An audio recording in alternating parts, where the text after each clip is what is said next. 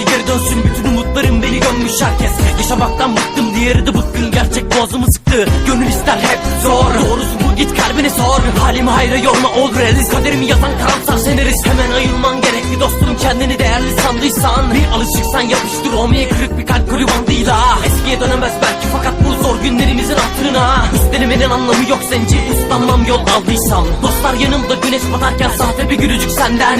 Kendime baktım alt kattan, görüyorum herkes yüksekten. Sevgi satırları kürek bekliyor, boş ver be, kitabı eksik zaten. Pişman olmadın